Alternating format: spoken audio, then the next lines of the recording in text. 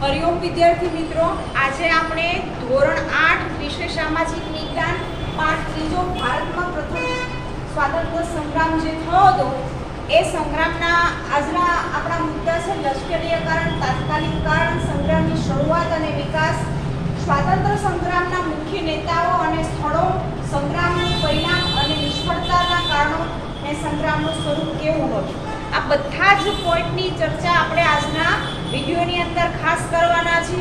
तो लश्करी कारण એટલા માટે ફરી લીધું છે કે ભાઈ એ વસ્તુ મહત્વની હતી, બરાબર। એ સમયની અંદર ભાઈ લશ્કરી કારણ આપણે જોઈએ તો લશ્કરની અંદર લશ્કર એટલે કે ભાઈ આપણે અત્યારે જોઈએ છીએ કે આપણે સ્વતંત્ર તો થયા જ છીએ આટલા વર્ષો પછી, બરાબર, પણ આપણી ઈચ્છા મુજબ કોઈના ભય વગર જીવી શકીએ છીએ। તો ભાઈ એની પાછળ લશ્કર કારણ ખૂબ મહત્વનું છે। વર્તમાનની વાત કરીએ તો પણ અહીંયા એ સમયની પરિસ્થિતિ જ્યારે એમ કહેવાય કે અલગ અલગ જાતના ભારત ઉપર પ્રજાઓ જ્યારે એમ કહેવાય કોઈ શાસન કરવા લાગી હતી અને પોતાનો હક ને એ બધું કરતી હતી, એ સમયે એમ કહેવાય કે લશ્કરનું શું મહત્વ હતું, બરાબર, એ વસ્તુ અહીંયા આપણે આપી છે। તો ભારતના આ સંગ્રામમાં સૌપ્રથમ એમ કહી શકાય કે સૈનિકો કાર્ય હતા, તેનું કારણ ભારતીય સૈનિકો સાથેની અંગ્રેજોની શોષણ નીતિ। હવે એ સમયે એમ કહેવાય કે લશ્કરની અંદર પણ અંગ્રેજી સૈનિકોને ભાઈ દાખલ કરવામાં આવ્યા અને જેના કારણે અંગ્રેજો છે એ ધીમે ધીમે આપણી બધી જ વસ્તુઓ પર એમ કહેવાય કોઈ કબજો કરી લીધો છે, બરાબર। આપણા લશ્કર ઉપર પણ એની એમ કહેવાય કે દાદાગીરી ચાલતી હતી, એવો શબ્દ આપણે યુઝ કહી શકીએ, બરાબર। વેપાર કરવાના અર્થે જ આવ્યા હતા, ખાસ તો આપણે એ ખબર છે। પણ ધીમે ધીમે આપણા રાજાશાહીની અંદર એમ કહેવાય કે જેટલી પદ્ધતિ હતી એનો રાજ્ય વહીવટ કેમ ચલાવવો, બરાબર, લોકોનો ઉપયોગ કેમ કરવો, એ બધી જ જગ્યાએ એમાં લશ્કર પણ એટલું જ મહત્વનું હતું કે જેની ઉપર અંગ્રેજોએ ભાઈ કબજો કરી લીધો, બરાબર।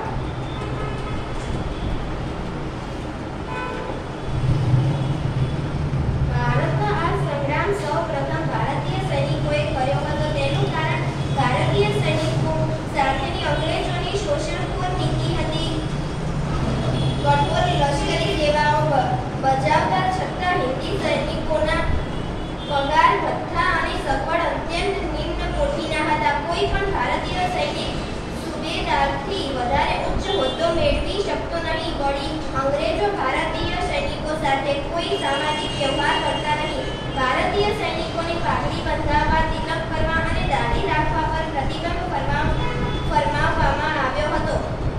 વળી ભારતીય સૈનિકોને તેમની આર્થિક ભાવના વિરુદ્ધ દરિયા પાર જવાની બાહેંધરી આપવી પડતી। આ બધા કારણોને લીધે ભારતીય સૈનિકો અંગ્રેજો વિરુદ્ધ ઉશ્કેરાયા। ઓકે, બરાબર। તમે જુઓ કે સૈનિકોને એમ કહેવાય કે પગાર ભથ્થા, સગવડ આ બધાની અંદર ભેદભાવ જોવા મળે છે। નિમ્ન કક્ષાનું એમ કહેવાય કે ભારતીય સૈનિકોને એમ કહેવાય કે એટલી સુવિધાઓને એટલું પગાર ભથ્થું આપવામાં આવતું નહોતું, બરાબર। ઉચ્ચ હોદ્દા ઉપર તો ભાઈ અંગ્રેજી અમલદાર જ હોય, એમાં આપણો કોઈ પણ ભારતીય વ્યક્તિ હોય નહીં, બરાબર। જેના કારણે એમ કહેવાય કે આ પણ અંગ્રેજો વિરુદ્ધ સૈનિકો પણ એમ કહેવાય કે વિરુદ્ધનું એને પણ એવી ઈચ્છા થઈ કે આપણે પણ આ સંગ્રામની અંદર જોડાય। બીજું એક તાત્કાલિક કારણ હતું, એ પણ આપણે જોઈએ કે 1857ના સંગ્રામમાં એક તાત્કાલિક કારણ હતું ચરબીવાળા કારતૂસ, બરાબર।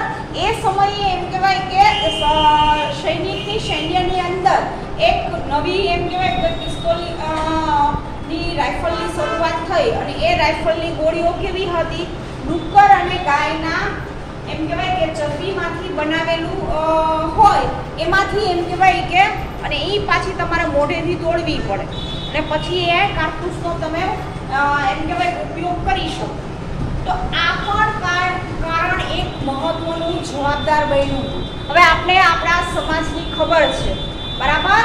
અત્યારે આપણે જોઈએ છીએ કે આપણો સમાજ આટલો શિક્ષિત થયો છે છતાં પણ તમને ક્યાંક અંધશ્રદ્ધા, વહેમ આ બધી જ વસ્તુ જોવા મળશે, હે, જોવા મળે છે ને। આજે આજે એ વસ્તુ તમને જોવા મળે તો આટલા વર્ષો પહેલા કેવી હશે તમે વિચારો, બરાબર? તો એ સમયે એમ કહેવાય કે આ વસ્તુ કરવા મોઢેથી દોડવું, ભાઈ આપણે હિન્દુ સંપ્રદાયના જેટલા લોકો હોય તો એ એમ કહેવાય કે માંસાહારી હોતા નથી, ખાસ કરીને એ લોકો શાકાહારી હોય છે. તો શાકાહારી વ્યક્તિ ભાઈ આ વસ્તુ મોઢેથી કરે તો એ પાપ ગણવાનું આવતું હતું એ સમયે. ભાઈ આ શક્ય નથી. પ્રાણીઓને મારી આપને ખબર જ છે એમને તો ચરબી મળવાની નથી આપણે, હે?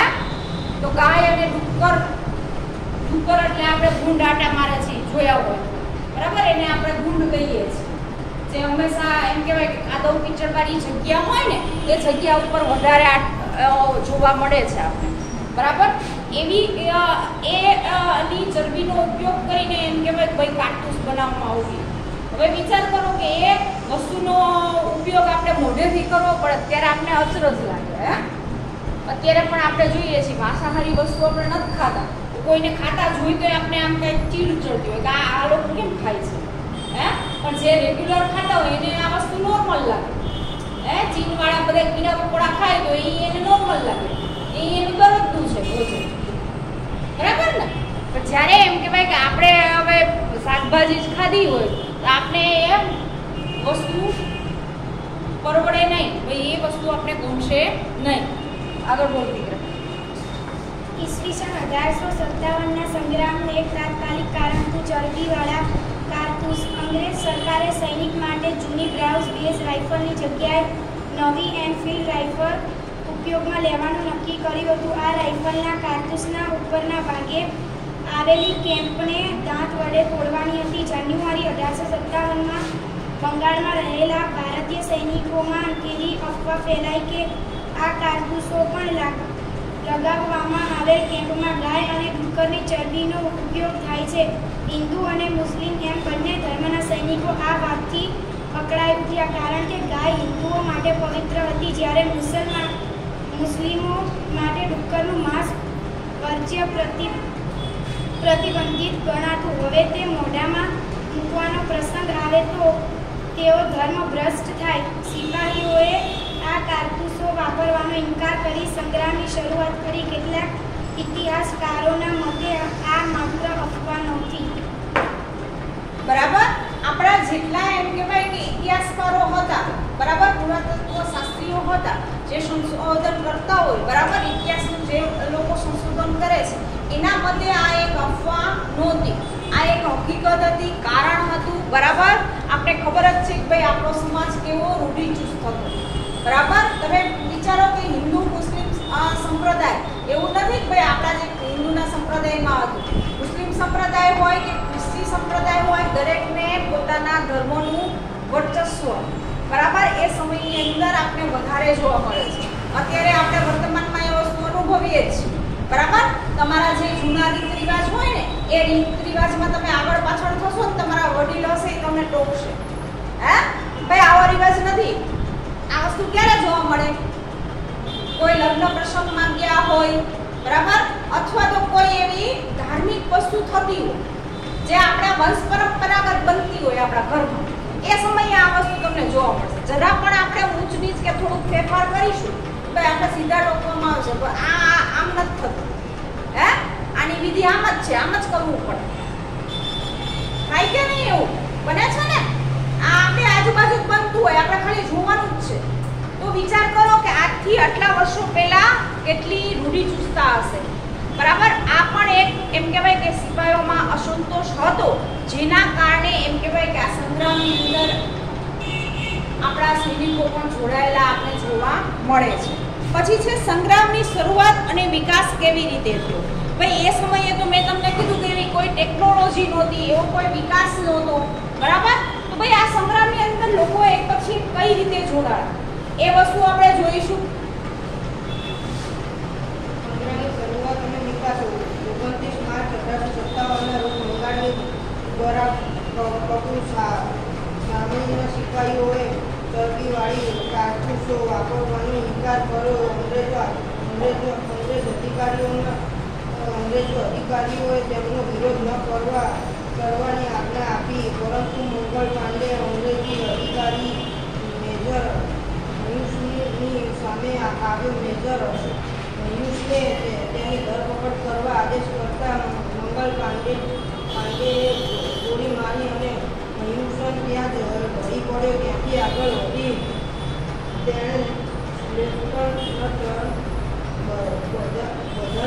બગને પણ માર્યો. મંગલ પાંડેની ધરપકડ કરી તેને 8 એપ્રિલ 1857ના રોજ ફાંસી આપવામાં આવી. મંગલ પાંડે ઈસવીસન 1857ના સંગ્રામના પ્રથમ શહીદ હતા. તે સંગ્રામની ફરી શરૂઆત મેરઠમાં 10 મે 1857ના રોજ થઈ, જ્યાં ભારતીય સૈનિકોએ કારતૂસ વાપરવાનો ઇનકાર કરી દીધો.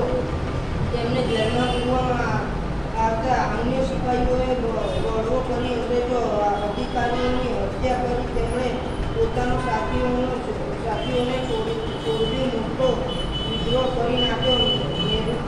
મેરઠથી બીજા દિવસે દિલ્હી ઉપર કૂચ કરી આ સિપાહીઓએ દિલ્હીમાં ઘણા અંગ્રેજો અધિકારીઓની હત્યા કરી દિલ્હી જીતી લીધું અને દિલ્હી હવે સંગ્રામનું મુખ્ય કેન્દ્ર બન્યું. તેમણે મુઘલ બાદશાહ બહાદુર શાહ બીજાને ભારતના શહેનશાહ જાહેર કર્યા. હવે આમ જોવા જઈએ તો કોઈ સંગ્રામની શરૂઆત 29 માર્ચ 1857ના આપણે જોઈએ તો બંગાળના બરાકપુર છાવણીમાં થયેલી. બરાબર, બરાકપુર છે એ વિસ્તારની અંદર એમ કહેવાય કે સિપાહીઓની છાવણી હતી. એ સિપાહીઓની છાવણીમાં મંગલ પાંડે, બરાબર, મંગલ પાંડે ઇતિહાસના એક એમ કહેવાય કે ક્રાંતિકારી નામ તરીકે આપણે ઓળખીએ છીએ. કે ભાઈ એ છાવણીમાં આ સિપાહી સ્વરૂપે એ વ્યક્તિ હતા અને સૌથી પહેલા એને વિરોધ કરેલો, ભાઈ આ કારતૂસનો અમે ઉપયોગ કરીશું નહીં. તો ભાઈ એ લેફ્ટનન્ટ એમ કહેવાય કે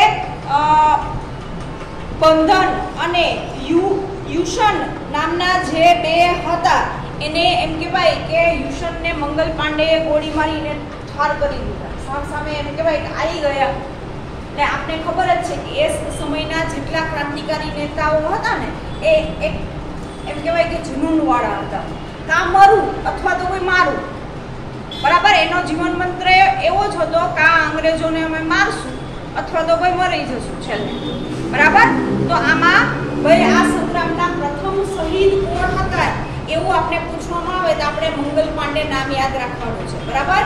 આ સંગ્રામના પ્રથમ શહીદ હતા જેનું એમ કહેવાય કે 8 એપ્રિલ 1857ના રોજ એને ફાંસી આપવામાં આવી હતી. શું કામ? કે ભાઈ એક અંગ્રેજ અફસરની હત્યા કરવા બાબતે, બરાબર. એની હત્યા કરી એટલે એમને ફાંસીની સજા આપવામાં આવી અંગ્રેજી એ હુકુમતની અંદર, એની અદાલતની અંદર, બરાબર. તેથી એમ કહેવાય કે લોકોમાં વધારે એવું નહોતું. મેં તમને કીધું કે એ સમયમાં એક જગ્યાએથી બીજી જગ્યાએ સ્પીડમાં મેસેજ નહોતા જતા. ધીમે ધીમે લોકોને ખબર પડી કે ભાઈ આ જગ્યાએ આ રાજ્યની અંદર આ થયું છે, બરાબર. તો આપણે જોઈએ છીએ કે સંગ્રામની શરૂઆત મેરઠ, હાલ આ મેરઠ આપણે પંજાબની આજુબાજુનો જે વિસ્તાર છે એનું શહેર છે, બરાબર. તો મેરઠની અંદર એમ કહેવાય કે 10મી મે, બરાબર, 10મી મે 1857, 10મી મે 1857ના રોજથી એમ કહેવાય કે ભારતીય સૈનિકોએ કારતૂસો વાપરવાનો ઇનકાર કરી દીધો. જેમને જેલમાં પૂરવામાં આવતા અને સિપાહીઓને બળવો કરી અંગ્રેજી અધિકારીઓની હત્યા કરી તેમને પોતાના સાથીઓને છોડાવી મોટો વિરોધ કર્યો. મેરઠથી બીજે દિવસે એમ કહેવાય કે ભાઈ દિલ્હી ઉપર કૂચ કરવામાં આવી. મેરઠમાં આ પરિસ્થિતિ બની, પછી શું ભાઈ દિલ્હી ઉપર કૂચ કરવામાં આવી અને દિલ્હીને એ સમયે એમ કહેવાય કે જીતી લેવામાં આવ્યું છે. અને ત્યાં એમ કહેવાય કે શેરશાહ જે રાજા હતા એમનું રાજ્ય ચાલતું, ભાઈ એને એમ કહેવાય કે એના વડા બનાવી દેવામાં આવ્યા. ભાઈ બહાદુર શાહ બીજા છે એ ભારતના શહેનશાહ જાહેર કરવામાં આવ્યા. ભાઈ દિલ્હીની આજુબાજુનો જેટલો વિસ્તાર છે એનું ધ્યાન કોણ રાખશે? ભાઈ એમ કહેવાય કે બહાદુર શાહ છે એ એમ કહેવાય કે એ બાદશાહ, મુગલ બાદશાહ હતો, બરાબર. આ વસ્તુ યાદ રાખજો કે મુગલ સંપ્રદાય છે કે રાજપૂત છે એ વસ્તુ ખાસ યાદ રાખવાની છે. નામ ઉપરથી આમ તો આપણે ખ્યાલ આવી જ જાય છે, બરાબર. તો એમ કહેવાય કે મુગલ સામ્રાજ્ય એ સમયે આપણા જેટલા અલગ અલગ હતા ને રાજપૂત, મુગલો, બરાબર, એ સમયે ધીમે ધીમે બધા લોકો એક થવા રહેતા હતા. ભાઈ આપણે અંગ્રેજો સામે લડવું હશે, ભાઈ આપણે એક થવું પડશે, બરાબર. એક નહીં થઈ તો ભાઈ આ વિદેશી પ્રજા આપણા ભારતમાંથી જશે નહીં. પછી છે સ્વાતંત્ર્ય સંગ્રામના મુખ્ય નેતાઓ અને સ્થળો. દિલ્હી પછી એમ કે ભાઈ કે સંગ્રામનું મુખ્ય કેન્દ્ર બન્યું, બરાબર.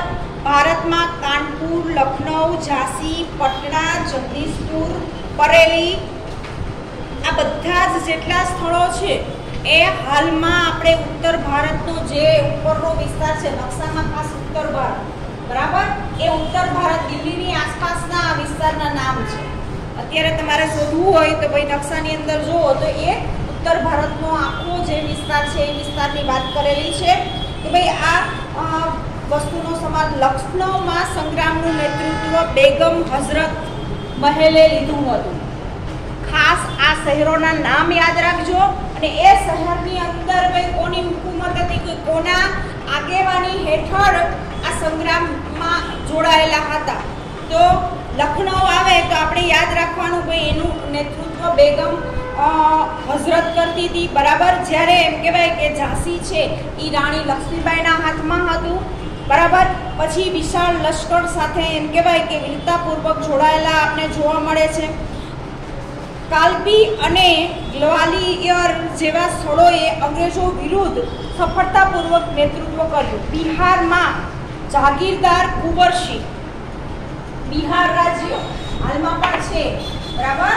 તો એ સમયે બિહાર રાજ્યની અંદર એમ કહેવાય કે 82 વર્ષના, ઉંમર કેવડી હતી? 82 વર્ષ, બરાબર. 80 ની ઉપર 2 વર્ષ. તમે વિચાર કરો કે 82 વર્ષની ઉંમરે પણ કુંવરસિંહ છે એ સંગ્રામનું નેતૃત્વ કરતા, બરાબર. તમે જોઈ શકો છો કે એ સમયના આયુષ્ય અને એ સમયનું આરોગ્ય કેટલું સારું હશે. યુદ્ધમાં 82 વર્ષની ઉંમરે પણ એમ કહેવાય કે ભાઈ યુદ્ધની અંદર જઈ શકતા હોય એવા વ્યક્તિઓ પણ આપણે જોવા મળે છે ઇતિહાસની અંદર. અત્યારે આપણો આયુષ્ય દર ઘટી ગયો છે. 50, 55 ને 60 થાય તો બહુ થયું. એનાથી ઉપર જતા નથી. એ પેલા આપણે ઉપર વયા જાય. આયુષ્ય ઘટી ગયું છે આપણી પ્રવૃત્તિઓને કારણે, બરાબર. આપણે આપણું ધ્યાન નથી રાખતા. જે સમયે જે વસ્તુ કરવાની હોય એ વસ્તુ નથી કરતા, એના કારણે આપણું આયુષ્ય ઘટી ગયું છે. ઘણા બધા વસ્તુ આપણે જવાબદાર છે, બરાબર.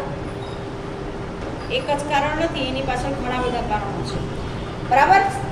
કુંવરસિંહ એ 82 વર્ષની વયે એમ કહેવાય કે ભાઈ સંગ્રામનું નેતૃત્વ કરેલું. બરેલીની અંદર બહાદુર ખાન મુખ્ય નેતા હતા. કાનપુરમાં સંગ્રામનું નેતૃત્વ નાના સાહેબ પેશવા અને તેમના પ્રધાન તાત્યા ટોપે.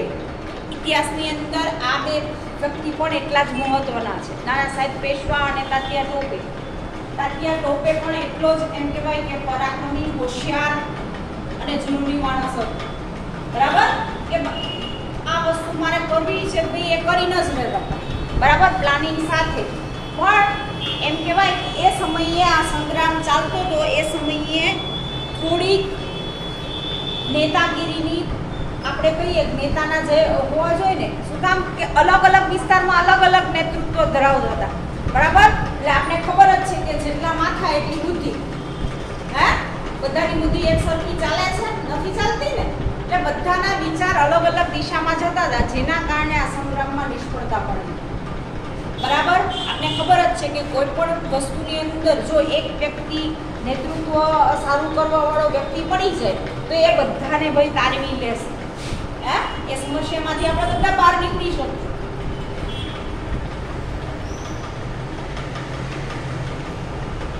આ સિવાય 1857ના સંગ્રામમાં બનારસ, ફૈઝાબાદ, આગ્રા, રાજસ્થાન, આબુ, મધ્યપ્રદેશ, ગ્વાલિયર, ઝાંસી, ઇન્દોર, મહારાષ્ટ્ર, સંતારો, કોલ્હાપુર, સાવંતવાડી, ગુજરાત, અમદાવાદ, લુણાવાડા, પાટણ, આણંદ, દ્વારકા, ઓખા, વિજાપુર, ખેરાલુ, સાબરકાંઠા સુધી ફેલાયું હતું. ગુજરાતમાં આણંદના ગણપતદાસ મુખી એ વિરોધનું નેતૃત્વ કર્યું હતું.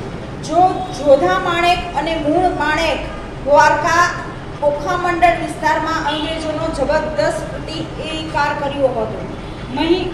મહીસાગર જિલ્લાના પાંડરવાડા વિસ્તારમાં આદિવાસીઓએ પણ અંગ્રેજો સામે લડત ચલાવી હતી. તમે જુઓ, એ સમયે આપણું ગુજરાતના વિસ્તારના નામ આપ્યા છે, જે હાલમાં આપણે જિલ્લા છે, બરાબર. અત્યારે આપણે ગુજરાત રાજ્ય એક છે, જ્યારે એ સમયે અલગ અલગ વિસ્તાર હતા, બરાબર. અત્યારે જે દ્વારકા જિલ્લો છે, બનાસકાંઠા છે, રાજસ્થાનનો વિસ્તાર છે, આ બધા જ જિલ્લાઓ આપણે અત્યારે સ્વીકારેલા છે. આણંદ છે, જ્યારે એ સમયે અલગ અલગ રાજાઓને નેતૃત્વ કરતા હતા, બરાબર. જેના કારણે એમ કહેવાય કે એક પણ એવી જગ્યા નથી, જોઈ લો, ભારતનો એક પણ એવો ખૂણો નહોતો કે આ સંગ્રામમાં ના જોડાણો હોય, બરાબર. પોતપોતાની રીતે એમ કહેવાય કે આ સંગ્રામમાં લડતમાં જોડાયેલા આપણે જોવા મળે છે, બરાબર. ગુજરાતની અંદર ભાઈ કયા આ વ્યક્તિ હતા આણંદની અંદર એવું પૂછવામાં આવે તો ગડબડદાસ નામ આપને યાદ રહેવું જોઈએ. ભાઈ આણંદની અંદર નેતૃત્વ કરનાર વ્યક્તિ ગડબડદાસ હતા, બરાબર. આ સંગ્રામમાં આપણે જોઈએ છીએ કે રાજાઓ, જમીનદારો, જાગીરદારો, સ્ત્રીઓ, નેતાઓ, આદિવાસીઓ, ખેડૂતો, ગ્રામીણ વિસ્તારના લોકો, હિન્દુ, મુસ્લિમ અને બંને ધર્મના લોકો ભાગ લીધો હતો. એ દ્રષ્ટિએ લગભગ એમ કહી શકીએ કે સમગ્ર ભારત જાણે એક નેતૃત્વ કરતા હોય, કોઈ એક થયેલું આપણે એ સમયે જોવા મળે છે. મેં તમને કીધું કે એના પહેલાંની પરિસ્થિતિ આપણે જુદી હતી, બરાબર. કે અંગ્રેજો આપણે અંદરોઅંદર હિન્દુ મુસ્લિમને તો ખાસ ઝઘડો કરાવતા હતા. એ સમયની અંદર હિન્દુ મુસ્લિમને એના ધર્મ પ્રત્યે વિરોધ દર્શાવી અને ખાસ એમ કહેવાય કે આ વસ્તુ પકડી અને વિરોધ એમ કહેવાય કે ભાગલા પાડો, રાજ કરો એવી નીતિ કરીને એ લોકો રહી ચૂક્યા હતા. પછી આપણે જોઈએ કે ભાઈ સંગ્રામનું પરિણામ શું આવ્યું અને એના નિષ્ફળ થવાના કારણ શું છે. ભાઈ 1857નો સંગ્રામ થયો, કોઈ પણ વસ્તુ થાય, યુદ્ધ થાય, તો એ યુદ્ધની અંદર એનું પરિણામ આવે જ છે. તમે જેમ પરીક્ષા આપો તો એનું રિઝલ્ટની તમે રાહ જુઓ ને, એ જ રીતે આ 1857ના સંગ્રામની અંદર ભાઈ રિઝલ્ટ શું આવ્યું? અંગ્રેજો જીતા કે આપણે જીતા, બરાબર. અને નિષ્ફળ થયું તો ભાઈ એની પાછળના કારણો કયા છે? કારણના પ્રશ્નમાં આવી શકે છે પ્રશ્ન, બરાબર. આ રીતનો પ્રશ્ન પૂછે કે ભાઈ આપણે યાદ રહેવો જોઈએ. ભાઈ 1857નો જે સંગ્રામ છે એ નિષ્ફળ થયો, ભાઈ એની પાછળના કારણો કયા છે? તો એ ક્રમ વાઇઝ આપણે લખવાના રહેશે. બોલ. ઈસવીસન 1857ના સંગ્રામનું મુખ્ય પરિણામ ભારતીયોની હારમાં આવ્યું. સંગ્રામના નેતાઓએ શરૂઆતમાં બહુ ઝડપથી વિજય પ્રાપ્ત કર્યો, પરંતુ અંગ્રેજોની શક્તિશાળી સેના સામે તેઓ હારવા લાગ્યા. જનરલ કેમ્પબેલ અને હરુઝો જેવા શક્તિશાળી સેનાપતિઓએ સંગ્રામના તમામ નેતાઓને એક પછી એક હરાવી અને ફરી એક વખત અંગ્રેજોનું શાસન સ્થાપી દીધું. ઈસવીસન 1857ના સંગ્રામથી કંપની શાસનનો અંત આવ્યો અને બ્રિટિશ પાર્લામેન્ટે સીધી રીતે ભારતનું શાસન સંભાળી લીધું. તેણે વિદ્રોહના કારણોનો અભ્યાસ કરી વહીવટી પરિવર્તનો કર્યા, સામાજિક રીતિમાં પરિવર્તનો કર્યા, લશ્કરીનું પુનઃરચના કરી અને દેશી રાજ્યો પ્રત્યેની નીતિમાં પણ બદલાવ આણ્યો. તેમણે ભાગલા પાડો અને રાજ કરોની નીતિ અપનાવી. હિન્દુ મુસ્લિમ એકતા તોડાવીની નીતિ અમલમાં મૂકી. આમ આ સંગ્રામ નિષ્ફળ રહ્યો. તેના માટે કેટલાક કારણો જવાબદાર હતા. હવે 1857ના સંગ્રામનું પરિણામ શું આવ્યું? ભાઈ ભારતીયોની હાર થઈ. શરૂઆતમાં તો એમ કહેવાય કે અમુક વિસ્તારની અંદર આપણે ભાઈ જીત હાસિલ થતી ગઈ, એટલે આપણે એવું થયું આપણા લોકોને ભાઈ આપણે જીતી શકશું. પણ અંગ્રેજો પાસે એમ કહેવાય કે એ સમયે સૈન્યની અંદર આધુનિક શસ્ત્રો હતા, બરાબર. એનું સૈન્ય મોટું હતું, જેના કારણે એ લોકો ભાઈ આ સંગ્રામની અંદર એ જીત હાસિલ કરી શક્યા, બરાબર. એ કૂટનીતિ વાપરવાનું હજી પણ આપણે બંધ થયેલું જોવા નથી મળતું. બરાબર. રાજા હોય તો રાજાના મંત્રી હોય કે XYZ કોઈ પણ વ્યક્તિ રાજાની નજીક હોય એને ફોડી અને બધી માહિતી લઈ અને એના લોકોને પણ પોતાની તરફ કરી અને એમ કહેવાય કે આ સંગ્રામની અંદર જોડાયા હતા, જેના કારણે પણ આપણા ભારતીય જેટલા હતા એને હારનો સામનો કરવો પડ્યો. બરાબર. પાર્લામેન્ટની અંદર એમ કહેવાય કે શક્તિશાળી જેટલા પણ લોકો હતા હિન્દુ મુસ્લિમની એકતાને તોડવાની નીતિ અમલમાં મૂકી. બરાબર. લશ્કરીની પુનર્રચના કરી, દેશી રાજ્યોની પ્રત્યેની નીતિમાં પણ બદલાવ લાવ્યો. ભાગલા પાડો અને રાજ કરોની નીતિ વસ્તુઓ વિશે એમ કહેવાય કે આ બધી વસ્તુ કરી, જેના કારણે પણ આ સંગ્રામ નિષ્ફળ ગયો છે એવું આપણે કહી શકીએ છીએ. પછી એના પોઈન્ટ વાઇઝ આપણે કારણો આપેલા છે કે ભાઈ કેન્દ્રીય નેતાગીરીનો અભાવ. ભાઈ આ 1857નો સંગ્રામ નિષ્ફળ ગયો તેમાં એક મહત્વનું કારણ આ પણ છે કે એમાં કેન્દ્રીય નેતાગીરીનો અભાવ, એટલે કે કેન્દ્ર આખી બધી જ જગ્યાઓનું નેતૃત્વ કરી શકે એવા નેતાનો અભાવ હતો. મેં તમને પહેલા જ કીધું કે ઘણા બધા નેતાઓ આપણે અહીંયા જોવા મળે છે અલગ અલગ વિસ્તારની અંદર. બરાબર. બીજું છે અંગ્રેજોની લશ્કરી તાકાત. અન્ય કારણો પણ ઘણા બધા જવાબદાર હતા. બરાબર. બે મહત્વના છે કે 1857ના સંગ્રામમાં ઘણા બધા નેતાઓ હતા, જેથી મોટી અવ્યવસ્થા ઊભી થઈ. રાજાઓ અને જાગીરદારો કોઈનો હુકમ માનવા તૈયાર નહોતા. બરાબર. તેમની પાસે શિસ્ત પણ ન હતું. સંગ્રામમાં મુખ્ય નેતા બહાદુર શાહ અત્યંત વૃદ્ધ હતા. જુદી જુદી જગ્યાએ જુદા જુદા નેતાઓનું નેતૃત્વ કરતા હતા. એટલે કેન્દ્ર નેતાગીરીનો અભાવ તે નિષ્ફળતાનું મુખ્ય કારણ છે. મેં તમને કીધું અલગ અલગ જગ્યાએ અલગ અલગ નેતા હતા. મુખ્ય નેતામાં બહાદુર શાહ, હવે એ મોટી ઉંમરના હતા. બરાબર. એટલે ઉંમરના હિસાબે જે કામ થવું જોઈએ એ પણ એ કામ કરી શકતા નહોતા. બરાબર. જેના કારણે પણ આ સંગ્રામ નિષ્ફળ ગયો છે. 1857ના નેતાઓનો સૈનિકના કરતા અંગ્રેજો પાસે આધુનિક લશ્કર, શસ્ત્ર સાજન, રેલવે, તાર વ્યવહાર, શક્તિશાળી સેનાપતિઓની મદદ, સંગ્રામમાં બહુ ઝડપથી દબાણ દીધો. દરિયાની તાકાત હોવાને કારણે ઇંગ્લેન્ડનું નૌકાદળ બહારથી બહુ ઝડપથી પોતાના નવા સૈનિકોને લાવવામાં સક્ષમ બન્યું હતું.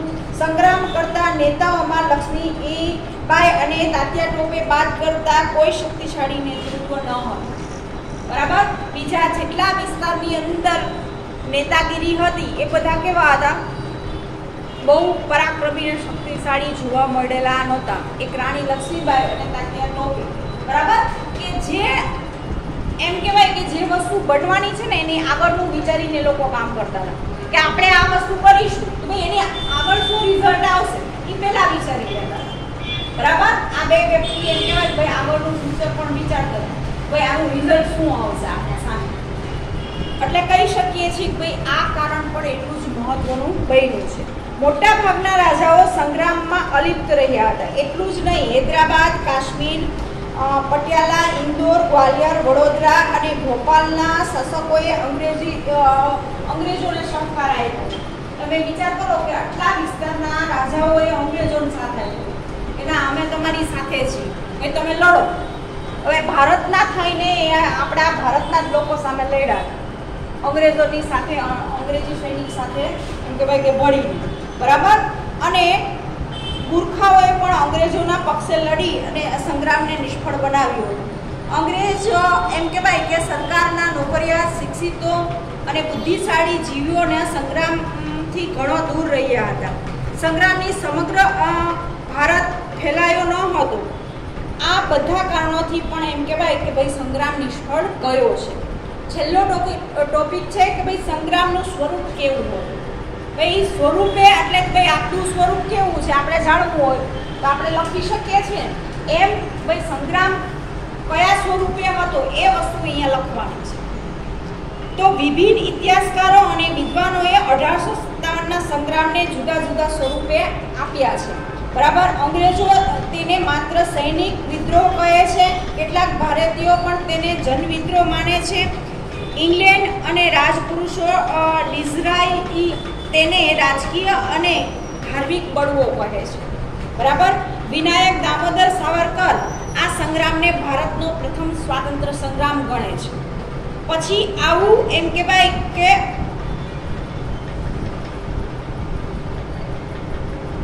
પટ્ટાભી સીતારમૈયાનું માનવું છે કે ડૉક્ટર સેન તેને સ્વાતંત્ર્ય સંગ્રામની એ ઉપમા આપે છે. જો કે સિપાહીઓના બળવા કરતાં તેનું સ્વરૂપ વધારે વ્યાપક હતું, પ્રભાવી હતું. તે ચોક્કસ છે કે તેમાં રાજાઓ, જાગીરદારો, ખેડૂતો, આદિવાસી બધા જ બતાવેલી વીરતા જોતા ભારતમાં ભાવિ રાષ્ટ્રીય આંદોલન માટે મહાન પ્રણેતા સ્ત્રોત હતા તેમ પણ કહી શકાય છે. બરાબર. અલગ અલગ મંતવ્યો આપને જોવા મળે છે. કોઈએ એવું કીધું ભાઈ આ સંગ્રામમાં ભાઈ સૈનિકોનો વિદ્રોહ હતો, કોઈએ એમ કીધું ભાઈ આ પ્રજાનો બળવો હતો. પણ ઓલ ઓવર આપણે જોવા જઈએ તો ભાઈ આ અંગ્રેજો વિરુદ્ધ એમ કહેવાય કે આ પહેલી લડત આપણી શરૂઆત હતી. બરાબર. આ સંગ્રામથી એમ કહેવાય કે ભારતની પ્રજામાં જુસ્સો જાગ્યો તો ભાઈ હવે અંગ્રેજો વિરુદ્ધ આપણે કંઈક કરવું પડશે. બરાબર. જો નહીં કરીએ તો આવનાર વર્ષોની અંદર આનાથી પણ દયનીય આપણી હાલત થઈ જશે, ખરાબ થઈ જશે. બરાબર. એટલે એમ કહી શકીએ કે ભાઈ અંગ્રેજોએ આ શરૂઆત કરી છે એવું આપણે કહી શકીએ છીએ. ભાઈ અંગ્રેજોએ ત્યાંથી ભાઈ બ્રેક લગાવવાની શરૂ કરી. શું કામ? ભાઈ આપણા લોકોની અંદર જાગૃતિ આવતી ગઈ, લોકો જાગૃત થતા ગયા હતા ભાઈ અહીંયા આપણે આ વસ્તુનો અન્યાય થાય છે. એજ્યુકેશનમાં જવા લાગ્યા હતા. બરાબર. જેના કારણે એમ કહેવાય શિક્ષિત વર્ગ પણ ઊભો થયો હતો. આ બધી જ પરિસ્થિતિઓ થઈ હતી. એટલા માટે એમ કહી શકીએ કે ભાઈ 1857નો સંગ્રામ છે એ સ્વાતંત્ર્ય સંગ્રામની શરૂઆત થયેલી છે એવું આપણે પણ કહી શકીએ છીએ. આ પાઠની અંદર અહીંયા સુધી આ પાઠના સ્વાધ્યાયના પ્રશ્નો આપણે આગળના વિડીયોની અંદર જોઈશું.